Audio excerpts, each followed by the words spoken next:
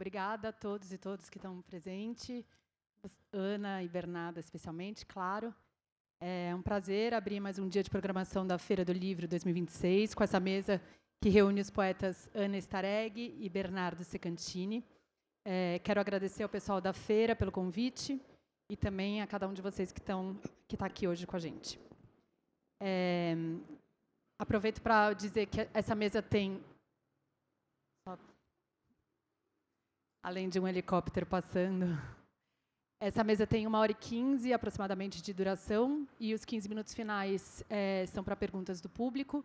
Tem um pessoal da equipe com a pranchetinha, se alguém quiser, as perguntas são por escrito. E é isso.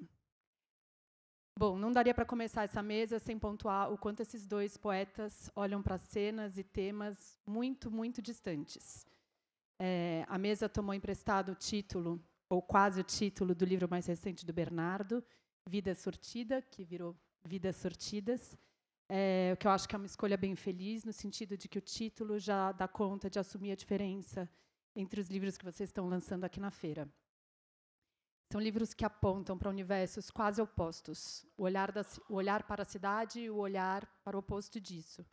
De um lado, a relação com uma cultura urbana, da paisagem, de gente que se vê hoje pela cidade que nós três habitamos, São Paulo.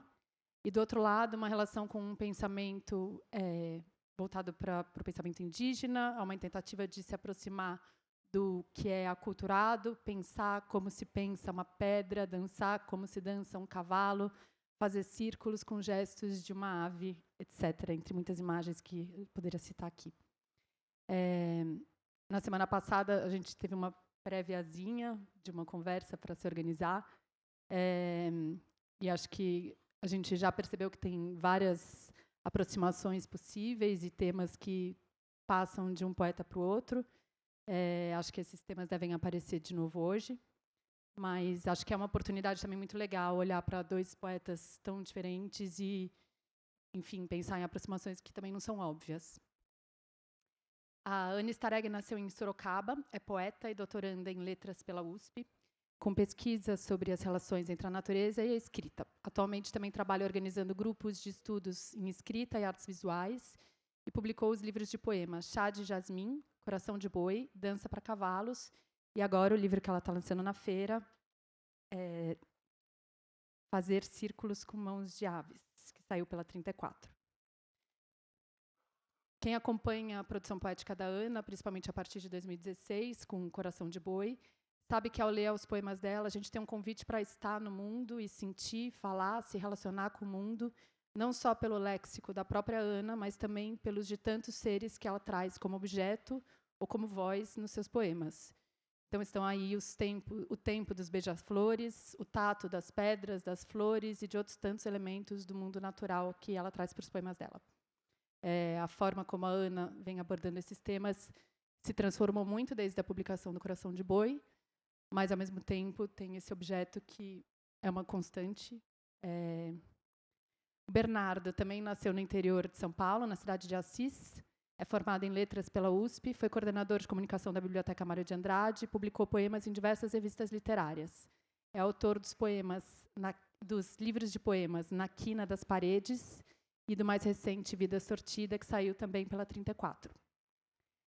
Diferentemente da Ana, que eu já acompanho há algum tempo, o Bernardo é um poeta que eu fui apresentada mais recentemente, um pouco no processo de pesquisa do Festival Poesia no Centro e agora para essa mesa.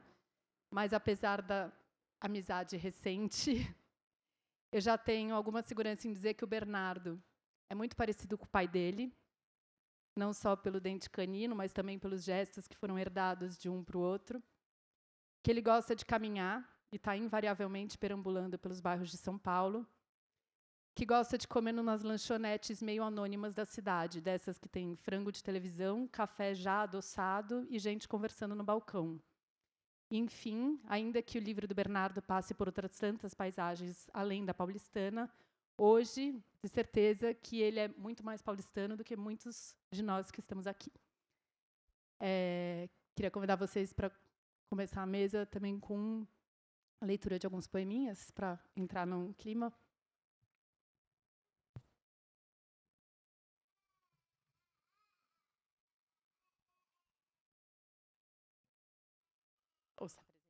Bom, então, eu queria começar agradecendo aqui a curadoria e toda a equipe que está trabalhando aqui na Feira do Livro. Acho que são muitas pessoas envolvidas aqui para manter esse projeto de pé. E quero agradecer a todo mundo que está aqui presente, assistindo a gente nessa segunda-feira à tarde. Estou muito feliz de estar aqui conversando com o Bernardo, com a Irene. Obrigada, Paulo. E, bom, acho que é isso, né? Vou começar, a gente vai se alternar aqui, né, Bernardo?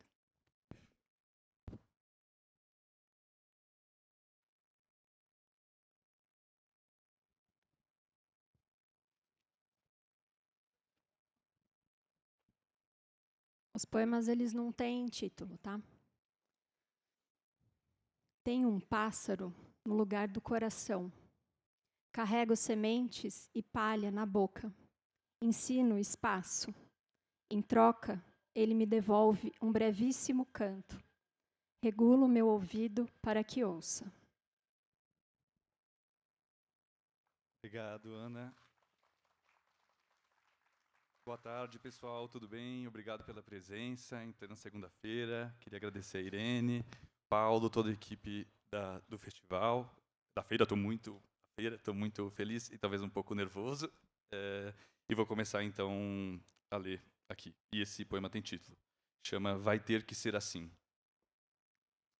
Foda-se a primeira e a última palavra. Meu peito está obstruído e já cansei o meu doutor. No ano novo, minhas asas pegaram fogo e continuo vagando como um córrego clandestino. Senhoras de outro século passam e não podem gostar de mim. Não estou bem lá e estou muito pior aqui. Minha tensão contamina os rostos de quem me escuta, tenho piadas que despencam esquisitas.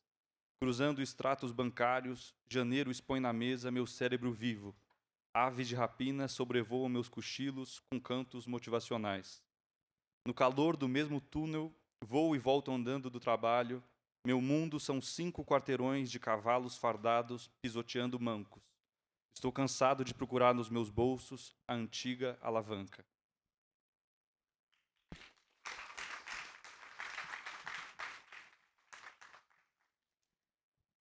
Que em outras línguas seja possível dizer as coisas de outra forma. Como se diz mariposa em vez de borboleta. E que sonho possa ser sinônimo de sonho ou sono. Que seja possível dizer casa, que seja possível dizer instante, ainda que essas coisas não existam. Aprender uma nova língua não pelo que ela promete ensinar, mas por aquilo que ela esconde. Não é possível dizer o futuro, não há singular, não há eu, não há sequer a palavra arte ou Deus. Línguas sem centro, línguas sem sujeitos assertivos, que ganham, morrem ou choram a perda de alguém. É como um rezo, olhar o papel à contraluz, ler apenas o significante. Palavras encadeadas em ritmo, como fazem os loucos quando cantam, ou como a Sofia, que morreu dizendo coisas sem sentido. –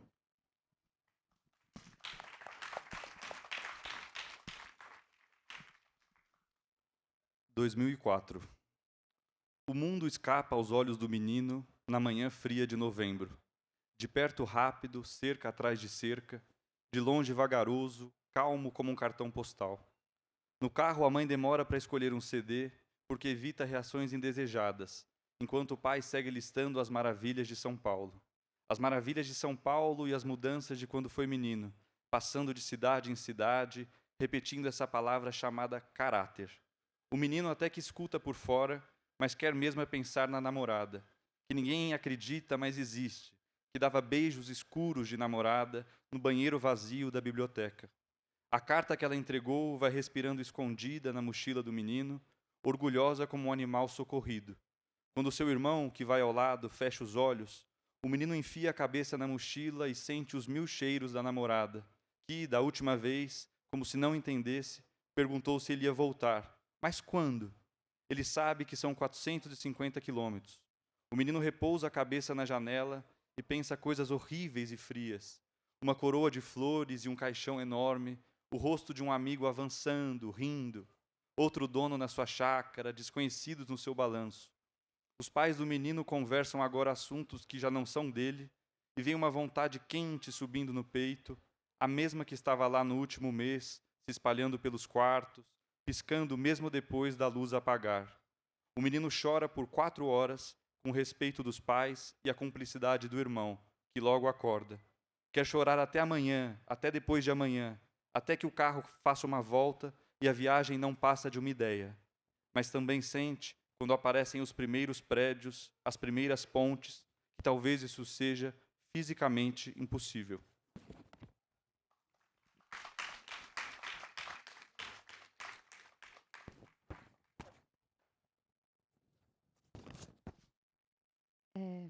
Bom, eu comecei a conversa falando um pouco sobre o que distancia vocês dois e a escrita de cada um.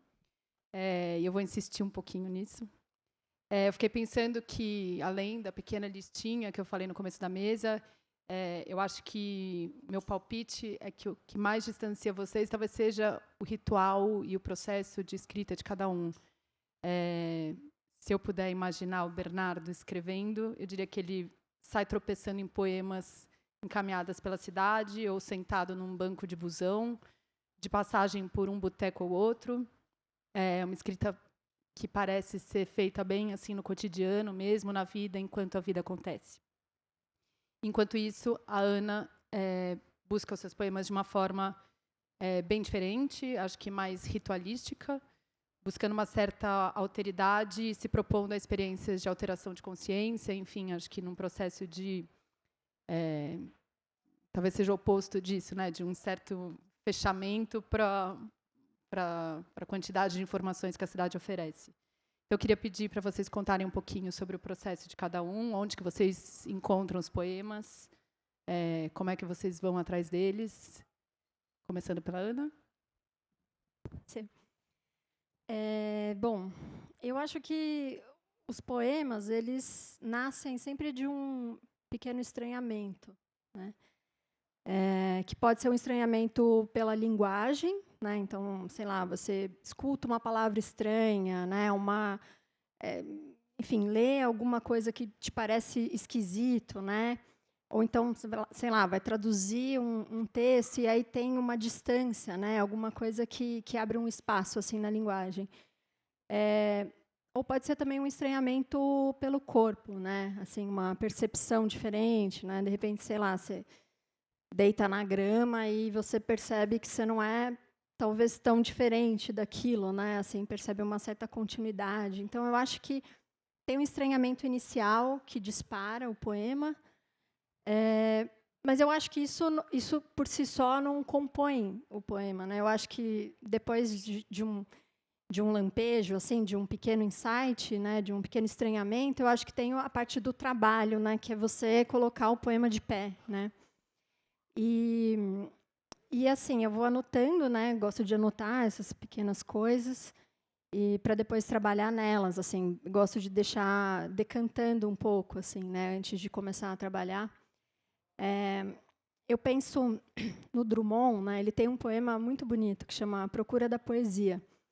E nesse poema há uma espécie de um receituário, assim, do que fazer e do que não fazer em poesia, né? Eu acho que é um poema que eu releio de vez em quando, né?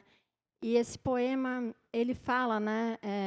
Convive com seus poemas antes de escrevê-los, né?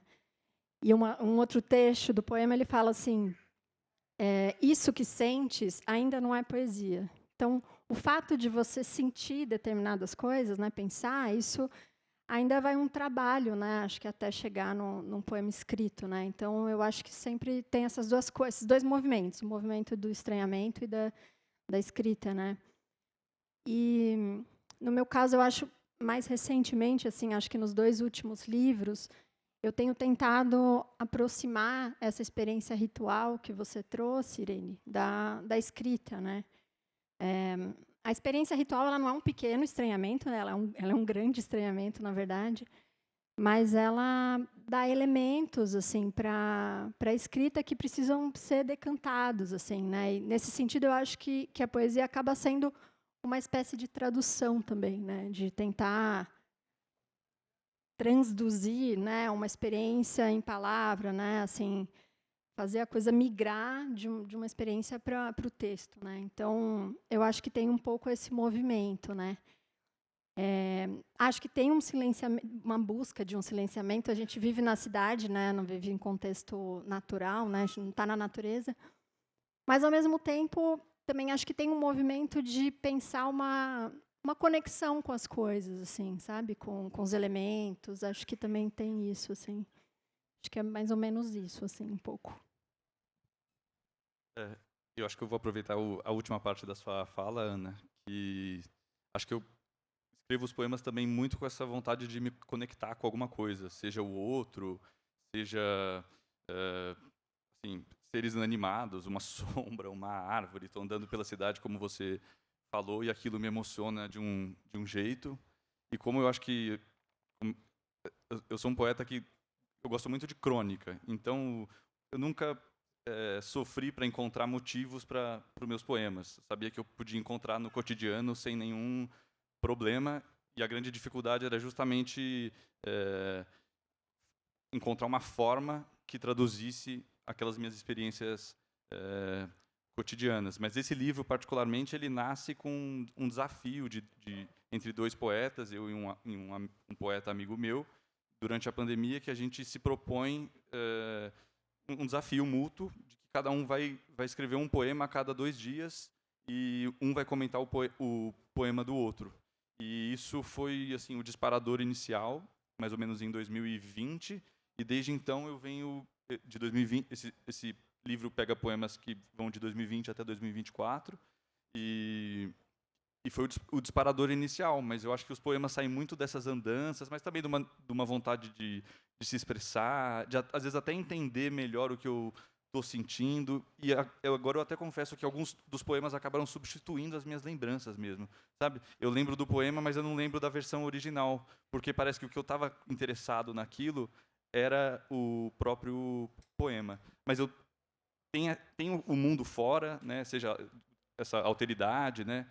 As pessoas na praça, pessoas do trabalho, tem o jardineiro, conversando com parentes que nem estão mais aqui, mas tem uma coisa que às vezes de ficar sempre treinando para estar ali quando o estalo poético aparece, e depois começa o trabalho com linguagem. Mas tem alguns poemas aqui, acho que é bem diferente desse trabalho de assim, por que esconder?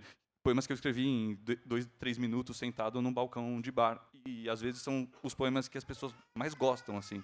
Mas eu sinto que eu treinei a minha vida inteira para fazer isso. Assim. Isso é como se eu estivesse pedindo desculpa por ter escrito tão rápido. Não sei se eu preciso.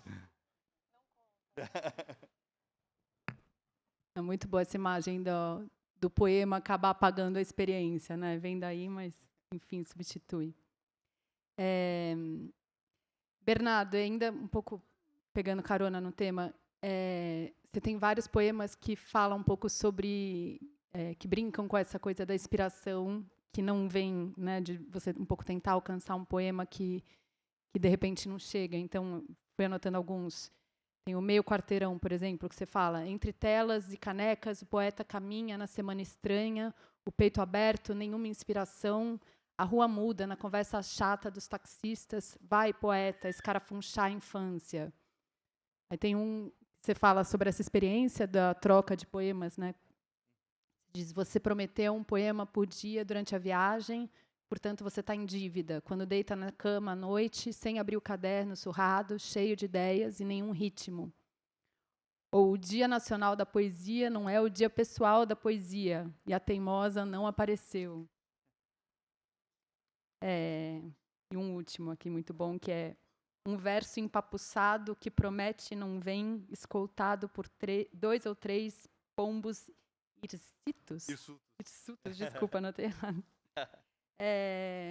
Queria te perguntar um pouco assim, como é que é essa brincadeira, né, da falta de inspiração, o poema que não vem, e de repente isso se torna o objeto e o tema do poema. Eu lembro assim, eu tive um professor na escola que me marcou muito, de português, que ele dizia que a inspiração existe, mas ela encontra a gente trabalhando, né? E não sei, eu acho que eu tenho muito medo de morrer, e os poetas que eu adoro morreram muito cedo. Então eu sinto que eu estou sempre em dívida com a minha poesia. Então estou correndo atrás e às vezes é difícil encaixar poesia quando você está trabalhando, assim, né? Não é uma coisa que tá em outra ordem, né? Então, para esse livro sair, eu me matei para escrever esses poemas de um jeito muito bom, mas porque eu pegava todo o tempo livre, né? Horário de almoço, chegava da faculdade à noite, às vezes estava tem um poema aqui que é um dos mais longos, mas que eu estava assim quase dormindo, mas veio uma espécie de lufada rítmica assim, que eu falei, meu Deus, e eu saí correndo e comecei a escrever. Mas eu sinto essa angústia o tempo todo de tá querendo escrever, mas ao mesmo tempo, às vezes, os poemas, quando você se abre para isso, você está caçando esses poemas, aos poucos eles começam a vir com muito mais facilidade em situações completamente absurdas, né? Tenho encontros aqui com diversas personagens da cidade, e eu estava lembrando hoje de um episódio, acho que se eu estiver falando muito, você me diz. Mas assim, eu estava andando na Praça Dom José Gaspar, e eu cruzei com um cara de manhã, acho que ele não estava muito de bom humor, né? Era um morador de rua, e ele olhou para mim e falou assim, já tomou um soco na cara hoje, seu careca feioso, filho da... E eu falei assim, meu Deus, quanta violência. E aí eu fiquei pensando o dia todo nisso, né? Nessas duas frases que ele me falou. Eu comecei a lembrar assim, começou a vir esse ritmo, de tudo ao meu amor serei atento, verso do Vinícius. Eu quero compor um soneto duro, atrás dos olhos das meninas sérias. Eu falei, meu Deus, esse cara acabou de me arremessar 2 decassílabos perfeitos. Já tomou um soco na cara hoje. Já tomou um soco... Não, o que eu falei? Esqueci. Mas a história é que ele assim, me deu 2 decassílabos, assim. E aí eu fiquei pensando muito nesse negócio das formas, que assim, todas as formas são arbitrárias. Mas assim, é surpreendente que um cara te aborda na rua, irado, e ele te fala logo 2 decassílabos, assim. Mas se eu não estivesse esperando, pensando em poesia o dia todo, talvez eu tivesse perdido essa experiência. Desculpa a grande volta. Imagina. Capaz que vire um poema, né? Depois você Com esqueça certeza. de onde veio.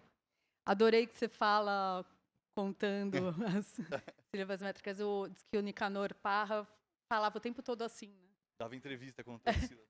Muito bom. Apesar de serem 2 adeptos ao verso livre, mas...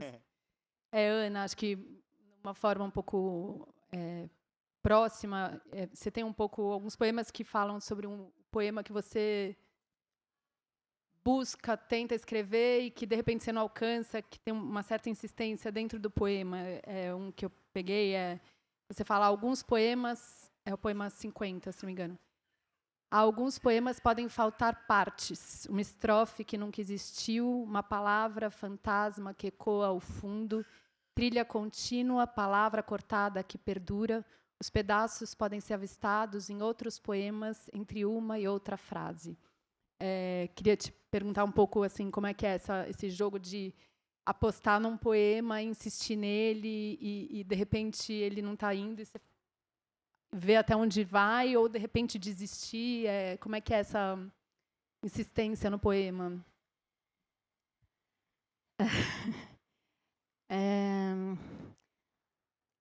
Eu acho que assim, existe uma insistência no sentido de que quando você começa um movimento de escrita, né, você quer ver onde aquilo vai chegar. Mas, ao mesmo tempo, eu acho que escrever poesia tem a ver com esse não saber. Assim. Eu acho que tem a ver com se abrir para alguma coisa misteriosa da própria linguagem. Né? E, nesse sentido, eu acho que tem a ver com se colocar à escuta. Né? Eu acho que tem uma coisa de deixar o poema falar, assim, da própria linguagem se abrir, sabe? Então, eu acho que é menos um movimento de insistência, assim, não é isso, acho que não é isso para mim, sabe? Assim, de vou persistir nesse poema aqui a todo custo. Inclusive, eu acho que assim, a gente joga muitos poemas fora, né? Às vezes eles também, sei lá, se articulam, partes se juntam, né? Por isso que eu falei a coisa de deixar decantar, porque às vezes um pedaço de um texto se junta a outro, assim.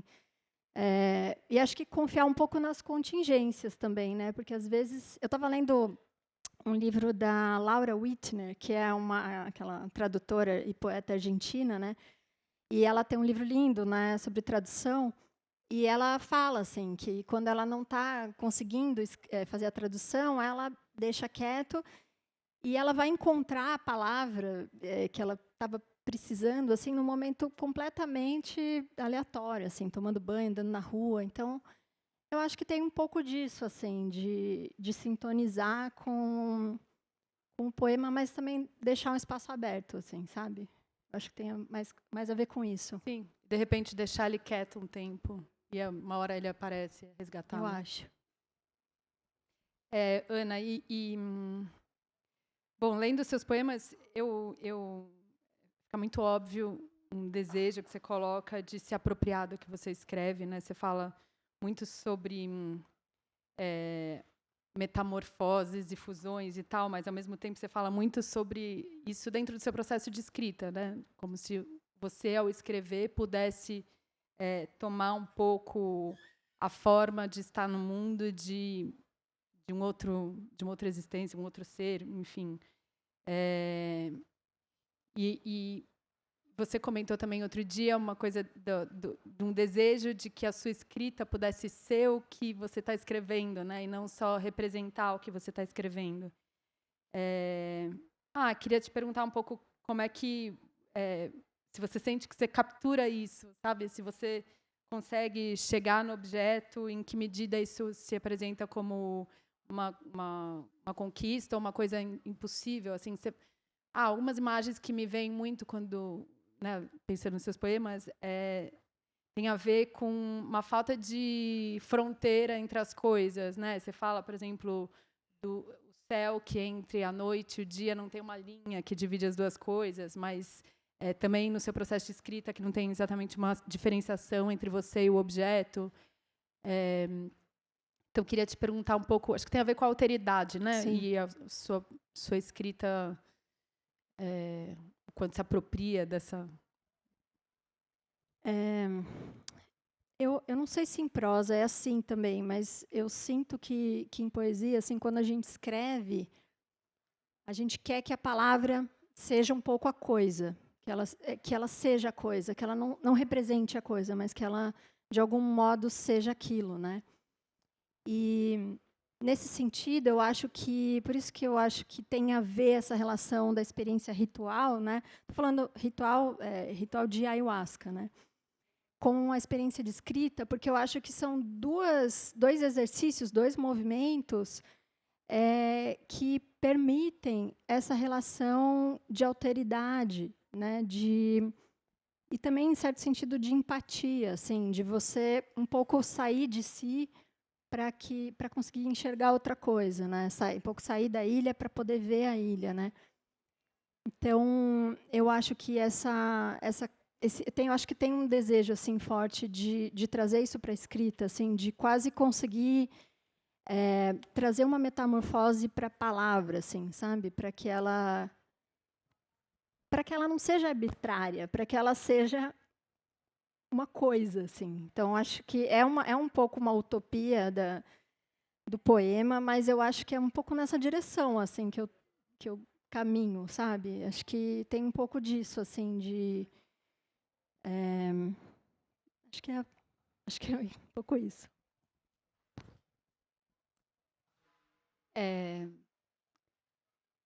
Bernardo, eu fui numa apresentação que você fez do livro, o primeiro lançamento, que o Fabrício Corsaletti foi um dos poetas que leu poemas e estava ali na plateia, e você estabeleceu um pouco um diálogo com ele durante a conversa e falou muito sobre uma troca de poemas que vocês tiveram enquanto você escrevia. Eu queria te perguntar um pouco sobre esse caso específico, a correspondência, essa troca com... Correspondência, parece que a gente está em 1900. Mas essa troca com o Fabrício, mas também com... eu fiquei pensando que o Fabrício, enquanto você falava com ele provavelmente estava ali escrevendo o livro de crônicas dele, né? Você comentou até já de passagem agora que você é um leitor de crônica. queria entender um pouco se essa troca influenciou um pouco. Eu tenho te pensado um pouco como um poeta meio cronista, isso. Acho que tem um pouco essa cara que atravessa o livro. E queria te perguntar sobre essa troca de correspondência, mas especificamente também com esse gênero da crônica, como que isso influencia a sua escrita e tal.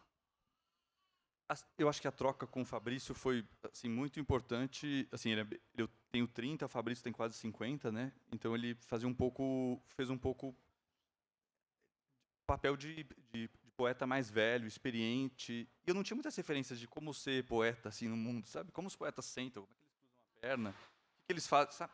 Minhas referências eram todas da academia. E ao mesmo tempo que eu era assim, o cara mais nerd possível da faculdade, eu não conseguia devolver para os meus professores ídolos em forma de ensaio acadêmico, nem nada disso. Eu sempre senti que eu fazia melhor poema do que qualquer outra coisa. E acho que começa um pouco aí essa amizade com o Fabrício, mas é muito bom uma pessoa te colocar no papel de primeiro crítico, né? Então, assim, era um poeta que eu já lia desde que eu sou adolescente, que me mandava os poemas inéditos dele e falava assim, o que você acha? Você quer saber o que eu acho, né? Isso foi muito bom, porque eu comecei a pensar muito em poesia, sempre achava que eu estava em atraso, porque, não sei se vocês conhecem o Fabrício, mas o cara que acorda às 4 da manhã para escrever poesia e pensa nisso o dia todo. E aí eu vi assim, primeiro, nossa, tudo bem eu pensar em poesia o dia todo, tudo bem eu colocar poesia acima de qualquer outra coisa na minha vida.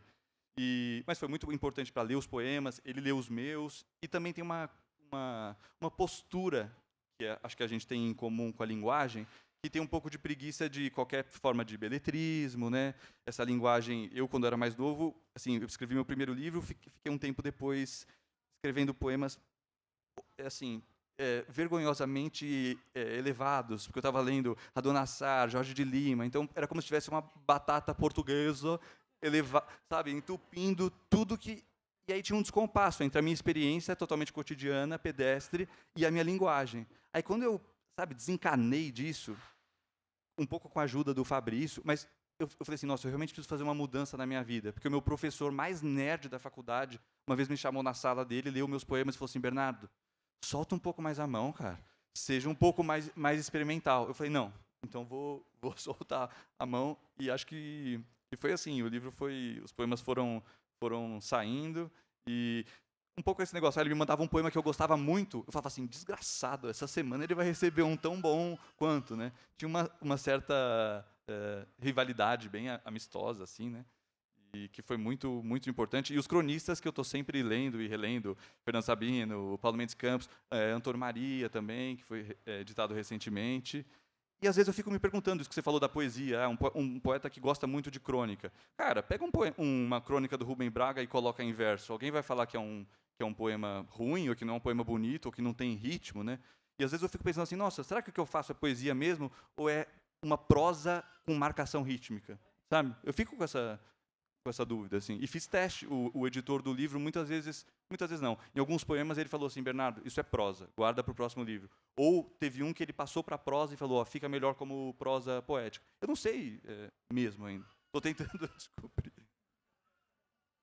Mas esse olhar da crônica está ali, né? Tá, com certeza. Adoro crônica. E pensa assim, década de 20, década de 30, década de 40. O lirismo, a poesia do cotidiano, talvez não tivesse... Assim, o Bandeira dá um grande pontapé, né, de trazer de abaixar um pouco a poesia, no bom sentido, mas os cronistas estavam muito mais livres para fazer isso, né? Pensar que eles, às vezes, tinham coluna diária no jornal, né? E não se constrangiam de escrever prosa sobre um beija-flor, né? Sobre coisas mínimas, assim. Poetas da prosa, né?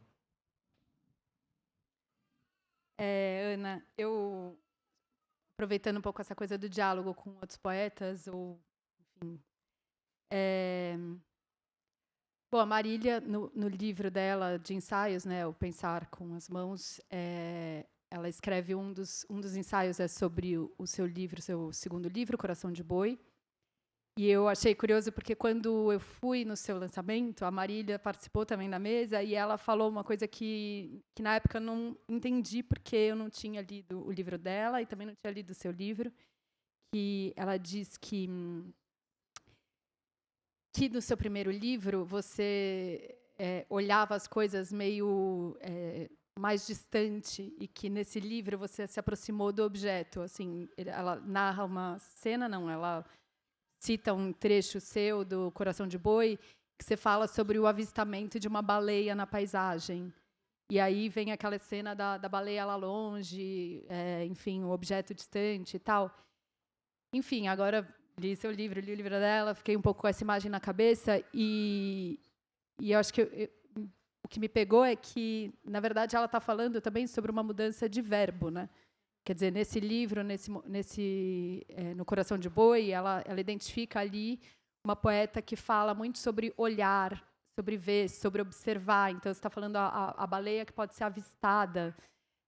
E agora você não está mais falando de olhar a coisa, mas de tentar sentir o mundo e a experiência do mundo por meio dessa coisa, desse animal, dessa planta. Queria te perguntar isso, se você vê uma mudança na forma como você... Quer dizer, o tema, não é um tema, né? Mas essa relação com o mundo natural, acho que está presente há muito tempo, mas o quanto isso mudou o jeito de você entrar nesse bicho. Sim. Eu acho que sim, eu concordo. Eu acho que, quando eu comecei a escrever, a minha formação é em artes visuais, né? Eu acho que eu sempre tive... Eu acho que isso ainda, de alguma maneira, continua também, mas eu sempre tive um fascínio por olhar, assim, por olhar as coisas, né? Eu acho que isso ainda permanece. Mas os primeiros livros, eu sinto que isso estava mais forte, talvez. Eu acho que essa relação com as artes visuais, tanto da questão, acho que da materialidade das coisas, assim, da matéria, dos elementos, quanto a questão de observar, né? E eu acho que isso foi, nos últimos 2 livros, né, no Dança para Cavalos e esse último, né, Fazer Círculos com Mãos de Ave, essa questão da experiência dos estados alterados, né, que eu estava comentando, eu acho que isso vem entrando dentro da própria escrita, né? Eu acho que isso também, de certa forma, uma mudança de perspectiva, assim, como se tivesse uma outra lente também, assim, né? Uma lente que pode ser também microscópica, que pode ser, talvez, por dentro das coisas, né? Eu acho que isso de sintonizar uma frequência e tentar entender como que seria, sei lá, a linguagem da água, a linguagem do vento, assim, enfim, pensar a linguagem no sentido ampliado, né? E eu acho que tem a ver com isso, assim, de buscar a experiência de maneira mais quase como uma fusão, talvez, assim. Então, eu acho que faz todo sentido isso, assim, de pensar essa diferença de perspectiva de narrador também, né? Eu acho que essa busca de alteridade, né, de pensar outras vozes, de trazer outras vozes para o poema, e tem essa questão dos bichos também, né, dos movimentos naturais, que eu acho que isso entra também. Só insistindo um pouco no tema, mas tem uma coisa realmente que os seus livros, os seus 3 últimos livros, pelo menos, eles podem ser lidos muito como continuidade do outro, né? Eles têm um pouco uma coisa que vai, sei lá, tem uma conversa direta, você está ali no mesmo mundo, com as mesmas provocações. E eu queria trazer um poeminha desse livro novo, que é o 4, um dos primeiros, mas belíssimo, que é: talvez a gente escreva sempre as mesmas coisas, esteja sempre na direção de um único poema, aquele da preparação da casa, aquele que procura na palavra sombra o istmo da claridade e deseja fazer da palavra água uma palavra inexaurível, que é o que ela é, as infinitas formas de uma mesma coisa. Então, eu queria te perguntar um pouco também nessa coisa da insistência num tema, né? Essa vontade de não largar o osso e de... Enfim, um processo de longo prazo, né? A gente está falando de mais de 10 anos que você está explorando uma forma de escrever. Sim. Eu acho que a linguagem poética, né, assim, a linguagem poética ela pode se aproximar da linguagem cotidiana, em alguns momentos elas se confundem, né? Mas eu acho que dentro do poema, da poesia, né, eu acho que esse espaço de ambiguidade que existe dentro da palavra, né, que o Jean-Luc Nancy, que é um pensador francês, ele fala de uma recusa que tem dentro da poesia, né, uma espécie de negatividade dentro da própria criação poética, né? E eu acho que essa linguagem que se recusa, que adia, que é ambígua, assim, que não é uma linguagem direta, que quer comunicar diretamente, né? Eu acho que é uma linguagem que quer estender uma experiência. Então, eu tenho essa sensação, assim, eu acho que, nesse sentido, eu acho que a escrita, ela se aproxima de um movimento natural, assim, de pensar a água como essa substância que tem infinitas formas, né, que você pode variar, né, essa questão da diferença, é igual, mas é diferente. Eu acho que a palavra tem a mesma potência, assim, né? Então, dependendo de como você junta uma coisa com outra, a química que vai dar ali é imprevisível, né? Eu acho que escrever é um pouco lidar com essa coisa imprevisível da palavra, né? Acho que se a gente sabe onde vai chegar, né? Nossa, você vê onde vai chegar, para mim acho que não faz muito sentido, assim. Acho que faz sentido quase como, né, uma química, assim, juntar coisas e entender como aquilo vai produzir uma sensação, um efeito, alguma coisa assim, sabe? Bernardo, e você, queria te fazer uma pergunta meio parecida, que é do seu primeiro, do Quina das Paredes para agora, o quanto você vê o seu trabalho um pouco em continuidade, o quanto você... o João Mastazzo falou outro dia que você era um poeta que escrevia versos longos, né? A Sofia Nestrovsky, que está aqui também, escreveu sobre o seu primeiro livro que tinha ali uma dicotomia entre uma vida mais campesina e uma vida mais beat urbana, né? Talvez agora esteja mais urbano, não sei, mas e versos com certeza não tão longos. Mas queria te perguntar um pouco como é que você se sente como poeta em comparação com aquele de 10 anos atrás. Olha, eu acho que realmente o meu fôlego ficou menor para os versos, mas talvez eu consiga escrever, assim, não deixar a peteca cair em poemas muito mais longos do que eu escrevia antes. Mas o ritmo, sobretudo para esse livro, vem num ritmo mais estacato, meio... Não vou continuar com essa vergonha aqui, mas não vem algo assim, tipo o whitmaniano, essa coisa mais longa. Porque acho que está mais próximo da cidade, que é uma coisa mais rápida, né? E eu acho que mudou completamente. E eu gosto muito, por exemplo, Rubem Fonseca, que tem aquelas frases minúsculas, né? Na época que eu escrevi o primeiro livro, eu estava lendo Radon Nassar, estava lendo João Ubaldo, que eu acho que acabaram influenciando. Mas a questão é que aquela linguagem longa é um livro que se passa quase inteirinho dentro do quarto. Ela satisfazia o meu sentimento, isso que a Ana disse, né? Eu precisava daquela linguagem para aquela linguagem ser o que eu estava sentindo.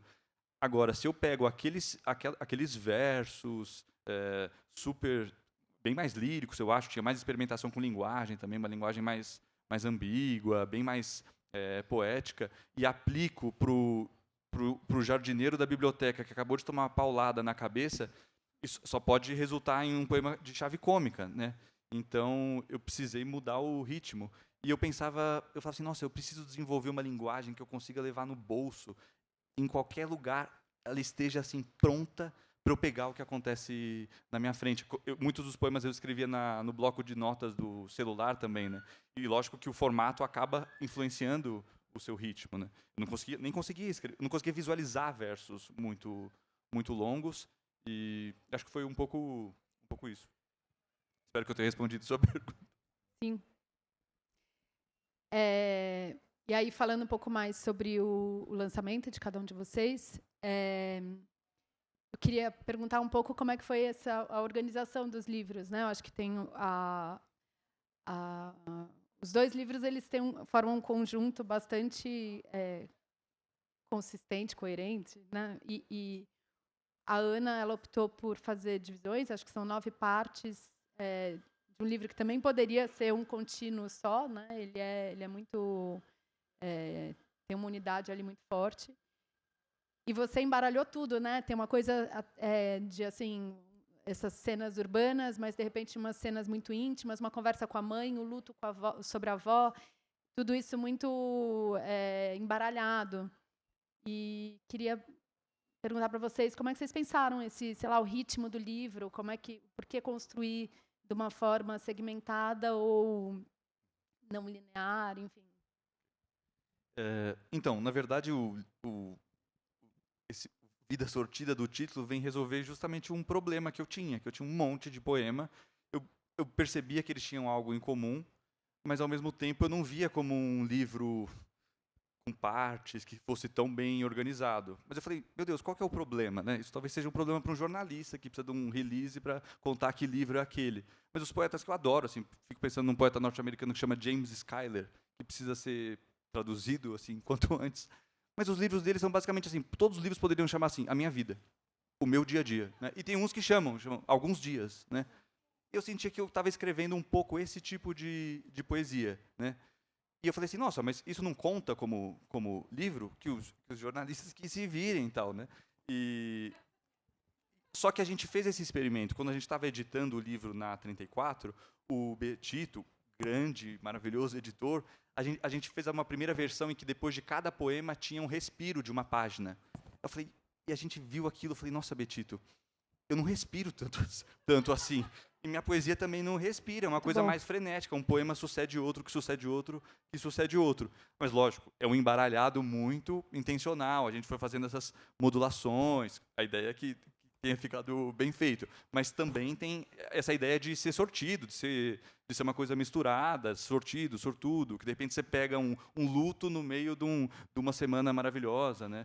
Que vai intercalando e que obedeça ao ritmo da vida, né? Que não tem muita lógica, né? Meio oracular também, né, em certo sentido, né? Sim, No meu eu também tive muita ajuda dos editores, né, do Cid e do Betito, né, que foram incríveis, maravilhosos para edição, né? Eu tinha muitos poemas, eu tinha mais de 200 poemas e eu sabia que estava demais, assim, que precisava cortar, mas eu já não tinha distância, assim, já tinha lido e relido tantas vezes que eu falei, nossa, eu preciso de uma ajuda de fora, assim, né, de um ar assim de fora. E aí eles assim me ajudaram, né? A gente foi entendendo assim como cortar. E só que ele ficou bastante assim, tem 96 poemas. Eu acho que para um livro de poesia é um pouco longo. E eu senti a necessidade de colocar alguns respiros, assim, dividir um pouco por partes, né? Mas é uma divisão que não é muito lógica, assim, né? É um pouco intuitiva, assim, o agrupamento dos poemas. Eles vão meio que, sei lá, às vezes é um pouco por contraste, mas às vezes tem a ver por continuidade, assim. Eu não sei muito bem falar sobre isso, mas acho que é uma divisão que, assim, aconteceu e eu gostei, assim, de ter umas pausas, sabe? Achei que... Betito e o Cid sempre viram um tema, né? Os editores. Sim, fantástico. E o Betito, ele falou outro dia do seu livro com uma imagem muito boa, que é a do baleiro, aquele baleiro que você gira e tem um sabor em cada, aí você vira e pega um sabor qualquer e acho que tem a coerência, mas também certeza. tem algo, sei lá. Não, a imagem que ele encontrou para o meu livro é muito melhor do que a imagem que eu encontrei. Eu não conseguia sair dessa caixa de bombons, No dia do lançamento, ele falou do baleiro e agora eu falo do baleiro para todo mundo. Faz anos que eu estou pensando nesse baleiro, né, para estruturar o meu próximo livro. E Cid também, que eu não falei, mas que foi muito importante pro livro, né? Fez um pouco o papel de bad cop, né? Sim, total. O açougueiro. O açougueiro total, leitor antagonista, mas ajudou muito, fez eu cortar pelo menos uns 20, 30 poemas, e acho que o livro melhorou bastante. Bom, a gente tem mais 20 minutinhos de mesa, vou dar uma olhada, tem perguntas de público, mas eu sugeri da gente ler mais alguns poemas para também quebrar um pouco o ritmo e acordar o povo.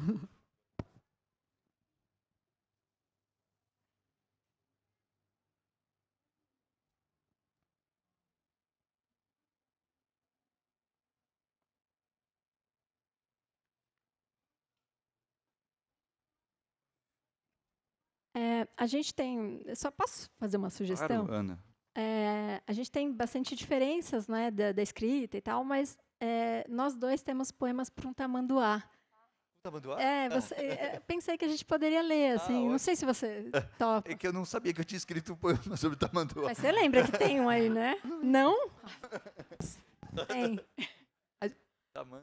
A gente ficou outro dia conversando, né? Ah, o que tem como, Nossa, que eu tem adorei, como a Ana inclusive, falou, esse tem o poema. tamanduá. Não sei mesmo. Eu não vou saber agora qual é, mas... Já é meu poema Ok. favorito do meu livro. Nossa. Tamanduá. Eu não sei, Tá. não vou lembrar o Eu título. vou lembrar. Tá, mas Mas pode vamos- ler outro aí, se você quiser também. Fechadura. E daí que é quarta? Eu não pretendo esperar a semana acabar para te ver de novo. Por isso estou aqui na sua cozinha, fervendo molho de tomate e desembaraçando tagliatelle fresco. Você me liga quando sai do trabalho, perguntando se eu estou mesmo aqui e fala que não chega em menos de 20 minutos. O sinal vacila quando você entra no elevador, então você já não me ouve, mas eu ainda te escuto e é como se eu estivesse te olhando como um admirador desconhecido. Será que eu ponho o prato fundo? Será que deixo apenas a luz vaudeville desse abajur? Quem disse que hoje eu teria um encontro, que estaria me sentindo de novo como aquele adolescente que lustrava móveis e perfumava lençóis para receber o primeiro amor cruzando a porta de mochila? Abro a janela da sala e o vento noturno entra, como se estivesse lá fora esperando para fazer o seu ofício pelo apartamento. Que tal ler pelo menos mais 3 páginas do brasileiro brutal e cinematográfico, que te deixa sempre animado para ver se esses 20, 17, 16 minutos não voam? São 2 batidas desnecessárias na porta, em referência à nossa briga de serpentes circulares, obcecadas com a fechadura que eu e o imponderável quebramos. Você aparece sorrindo como se eu tivesse voltado da guerra, esquecendo do meu codinome, manipulador troglodita. E eu também agora arrancaria a cabeça de quem te chamasse de principessa persecutória. Nós estamos abraçados na sala, você está louca para tomar um banho. Nós estamos abraçados na sala, o macarrão já está pronto. Nós estamos abraçados na sala, ainda mais um pouco, olhando o vão de ódio vertiginoso que fica para trás.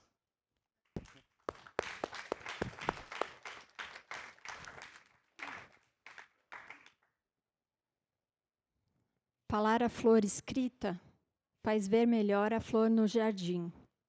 Embora todas sejam muito concretas, embora quase sempre muito voláteis, escrever depura o que se vê. Escrever a nuvem na página faz perceber melhor a nuvem no céu, as suas 1000 consistências de vento, o que demonstram sobre desaparecer, com ou sem imagem, a suspensão, os seus modos de vaporizar. Escrever a forma das coisas, escrever o sono, escrever o pássaro, não o voo, não as penas, não a altura ou a velocidade. Há muitos modos de ver, saber o seu coração de ave, coincidir em sua linguística. Grafar alguém que sabe planar, alçar fluxo para escrever contínuo. Cantar as palavras e marcar cada sílaba refazendo o mesmo gesto. Cada palavra é aquilo que diz.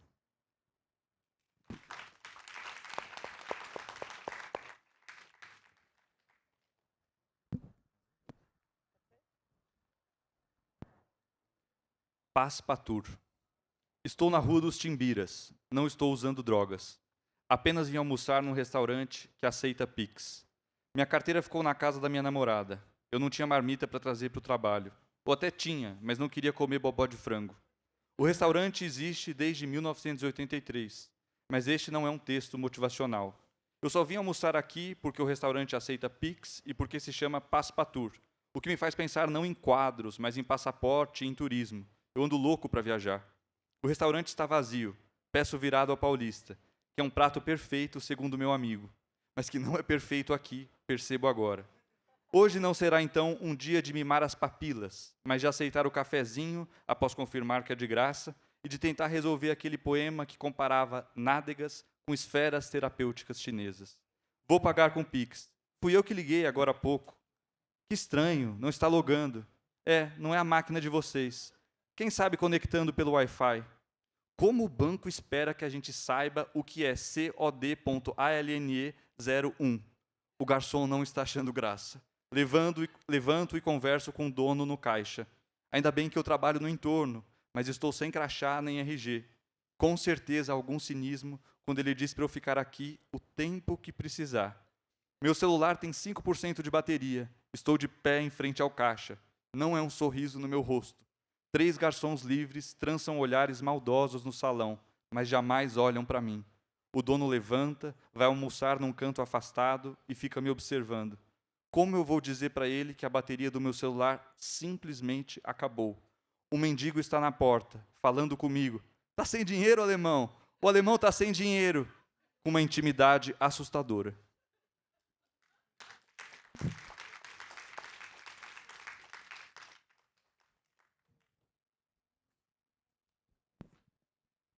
Bem curtinho aqui. Que, por alguns segundos, os olhos do poema possam coincidir com os olhos de quem escreve. A retina, o vento, a transparência. E quem sabe até a imagem possa se alinhar por refração aos olhos de quem lê.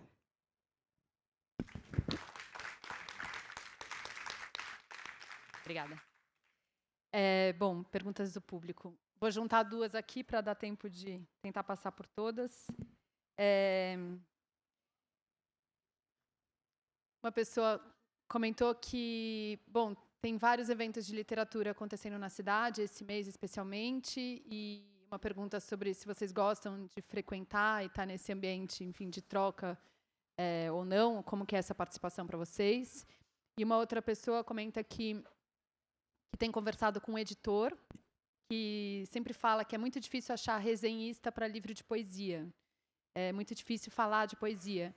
E aí ele pergunta, ele pede para vocês comentarem como que vocês se sentem lidos pelo público ou por jornalista, em que medida vocês se reconhecem no que escrevem e falam sobre a poesia de vocês. Olha lá. Começa você, porque jamais escreveram sobre a minha poesia. Acho que é um pouco assim, no sentido de saindo do nosso universo íntimo, particular e tudo mais, como é que a poesia de vocês vai para o mundo? Como é que vocês sentem isso? Olha, até agora eu estou tendo uma experiência até que positiva com o novo livro, porque eu tentei fazer um livro que fosse bem mais acessível e não comunicativo no sentido vulgar, de que a poesia não quer ser comunicativa, né?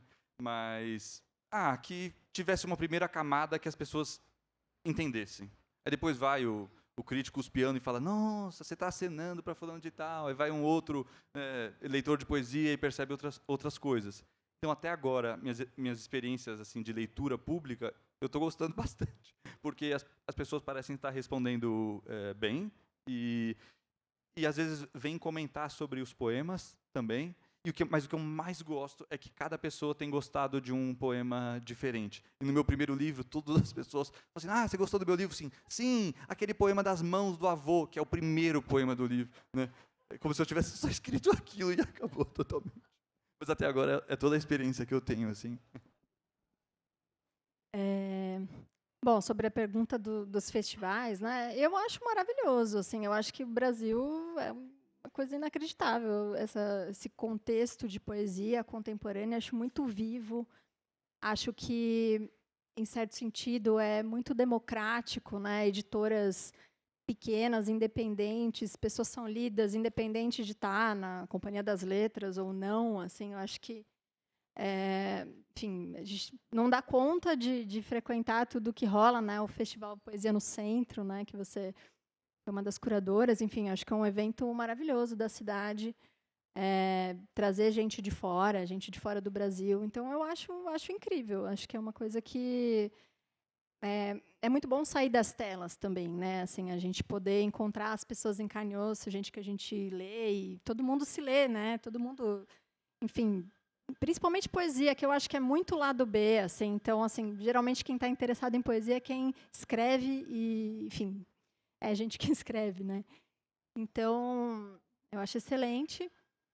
E sobre a questão de ter essa interlocução, eu acho que Acho que é muito legal, assim, é porque é isso, assim, a gente fica um tempo, né, com o livro, vivendo aquela experiência, e quando ele sai para o mundo, ele é uma outra coisa, assim, ele ganha contornos próprios, assim, né?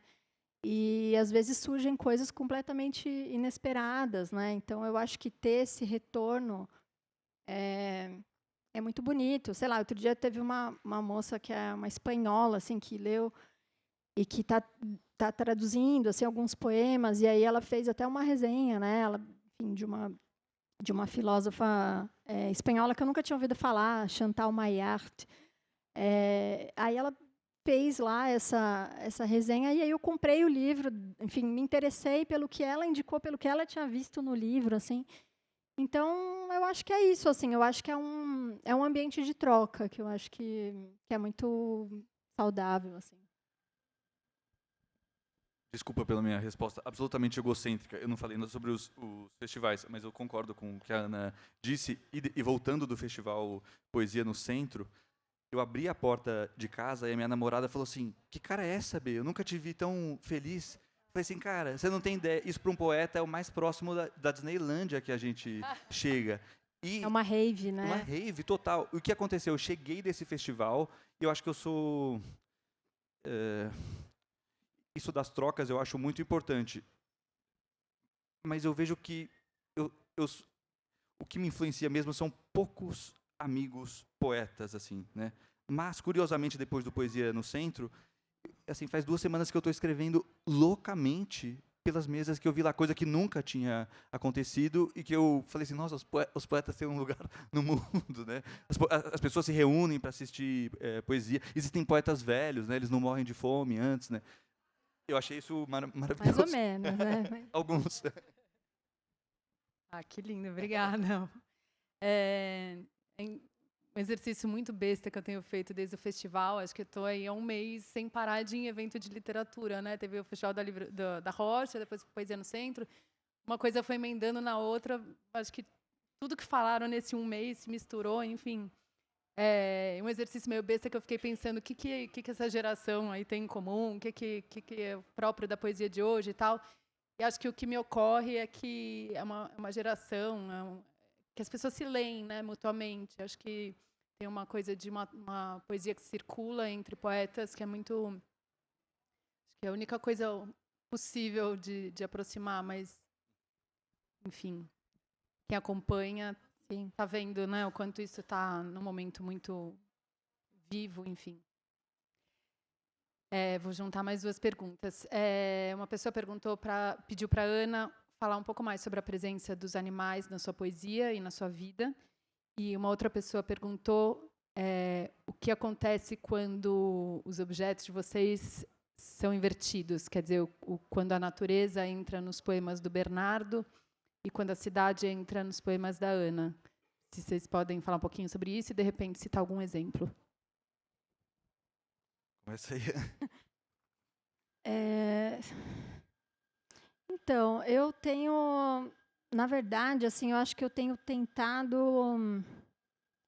não incorporar a questão da cidade nos poemas. Não é por uma questão, sei lá, de um purismo, assim, mas é porque eu tenho olhado, não tenho olhado muito para isso, assim. Eu acho que a cidade é tão excessiva, assim, é tão excessivo morar em São Paulo, né? Assim, a gente não ter horizonte, é um excesso de barulho, de carro, de fumaça, enfim, que não é exatamente... Eu não quero fazer da escrita um duplo, assim. Eu admiro, assim, acho que tem outros caminhos interessantes, né, enfim, de você pensar pequenos acontecimentos do cotidiano, crônica. Eu acho que isso é um caminho possível, mas eu sinto que a gente, não sei, assim, eu tenho um desejo de um pouco sair disso, sabe?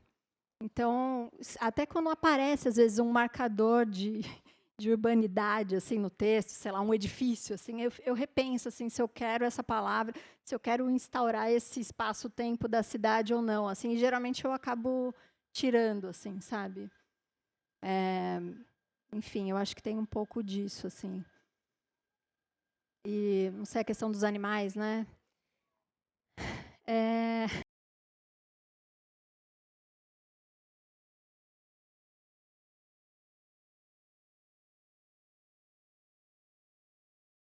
que no Coração de Boi, que foi o meu segundo livro, assim, eu acho que começou a aparecer um elemento selvagem, assim, pela primeira vez, assim. Talvez tivesse no primeiro, mas eu não tinha muita consciência, assim. E eu acho que quando apareceu esse elemento do selvagem, eu me senti muito entusiasmada, assim, para escrever, assim. Eu falei, nossa, eu acho que é um pouco isso, assim, que eu estou querendo investigar, sabe? E é isso, assim. Eu acho interessante também essa via entre escrita e vida, assim. Eu acho que quanto mais eu escrevo sobre os bichos, mais eu olho para eles e mais eu um pouco aprendo também, assim. É como se eu fosse também fazer um pouco jus ao poema, sabe? Não sei, assim, eu estava escrevendo sobre abelhas e aí, de repente, eu percebi que eu podia encostar nas abelhas. Eu sempre tive medo, assim, de pegar a abelha, porque eu achava que eu ia ser picada. E agora, quando cai a abelha, assim, na piscina, por exemplo, eu posso recolher a abelha que eu sei que ela não vai me picar naquela situação. Então, eu acho que tem uma coisa... É muito, sei lá, estranho, assim, porque é como se o poema dissesse coisas, assim. Então, tem uma abertura, assim, entre o bicho e a escrita, assim, sabe? Eu acho que... Enfim, não sei se estou viajando, mas acho que tem isso. Eu acho que tem alguns poemas que a natureza aparece aqui, mas eu não faço tanto essa distinção entre natureza e cultura. Eu me sinto um mamífero deslumbrado com a cidade, assim. E, ao mesmo tempo, eu me emociono com muitas coisas da cidade. Não é que eu busco isso, sabe? Às vezes eu fico na rua olhando para escapamento porque eu não entendi ainda, porque eu acho aquilo bonito, sabe? Ou rostos que eu vejo de pessoas na cidade, ou prédios completamente detonados, né? Eu não é tão programático. A minha poesia não é nada programática. Nesse momento, é uma coisa do poeta caminhando pela cidade, redescobrindo, cantando a sua cidade. De vez em quando aparece a natureza, mas, engraçado, até já comentaram isso, que a natureza está ali e eu estou aqui, né? Eu tenho vontade até de me aproximar um pouco mais, mas eu não achei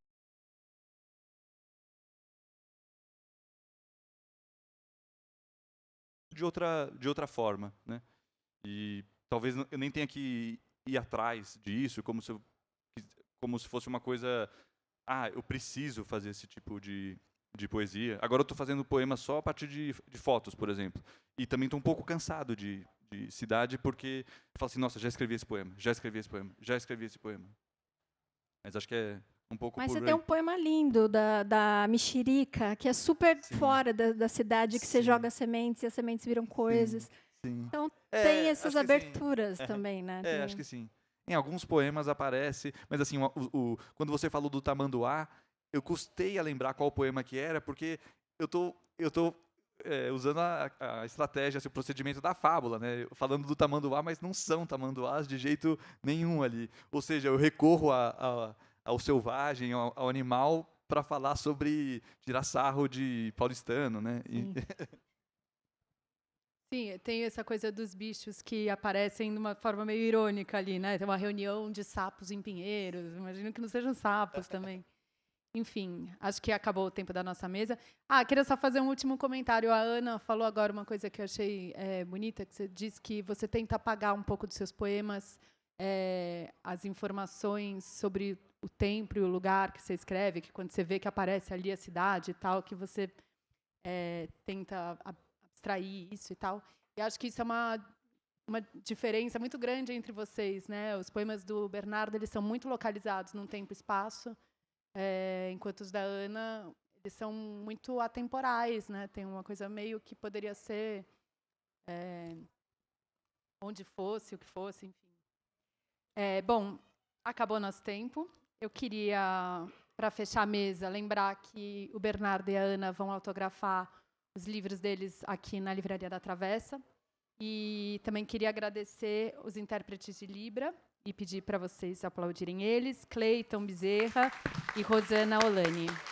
Muito obrigada mais uma vez para todo mundo que veio. Ana e Bernardo, obrigada demais pela conversa. Valeu, Irene. Valeu, Ana. Obrigada. Obrigado, público. Obrigada, gente.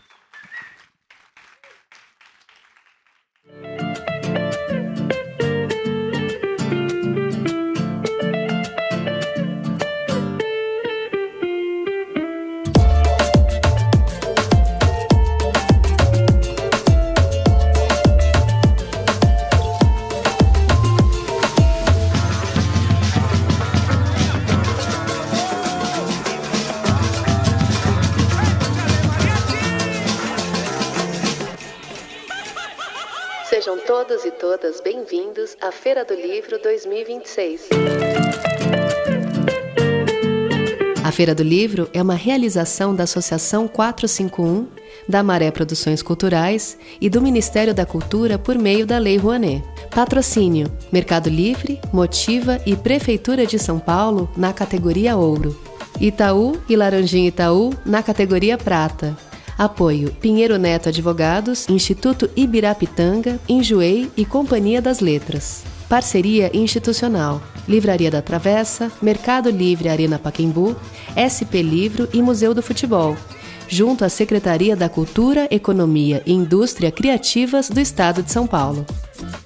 Apoio institucional: Embaixada da França no Brasil, Instituto Camões, Arco Educação, Ministério das Relações Exteriores do Uruguai, Instituto Ramon Llull, Gráfica Viena, Chambril, Quiro, Frida e Mina, Inside by Meliá São Paulo e Higienópolis, Ernesto Tzurnik Advocacia, Ecoar, Arpa, Ovo e Bubu Restaurante. Parceria de mídia: 451, Folha de São Paulo, UOL, TV Brasil, Rádio Nacional, JC Deco, Piauí, Carta Capital, Mídia Ninja, Nexo, Gama e Publish News. Acompanhe a programação e cobertura completa da Feira do Livro 2026 no site da revista 451 e também nas nossas redes sociais @a Feira do Livro. Viva o livro brasileiro!